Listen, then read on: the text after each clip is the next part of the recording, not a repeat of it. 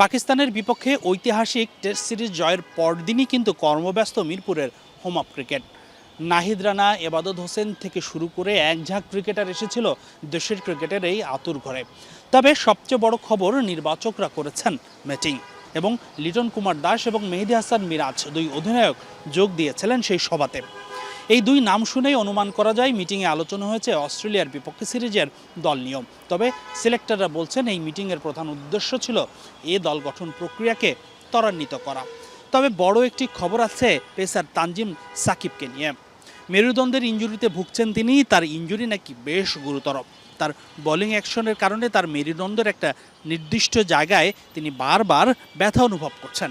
প্রাথমিকভাবে সংশ্লিষ্টরা অনুমান করছেন তার বোলিং অ্যাকশনে কিছুটা রদবদলও আনতে হতে পারে তার পুরোপুরি সুস্থ হতে বা ইনজুরি মুক্ত থাকতে। তবে পরিপূর্ণ বায়োমেকানিক্যাল রিপোর্ট আসার পরই হয়তো সুস্পষ্ট ধারণা মিলবে। সব কিছু যেদিকে এগোচ্ছে তাতে এবছরে হয়তো আর ইন্টারন্যাশনাল ক্রিকেটে ফেরা হবে না ছোট সাকিবের।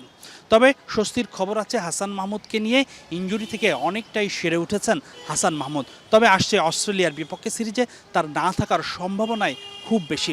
যতদূর জানতে পেরেছি, পারিবারিক কারণে 1 মাসের ছুটি নিয়ে ইংল্যান্ডে গিয়েছেন হাসান। সেখানেই চলছে তার রিহ্যাবের কার্যক্রম। হাসিনুর রহমান, যমুনা স্পোর্টস, মিরপুর শেরে বাংলা জাতীয় ক্রিকেট স্টেডিয়াম, ঢাকা।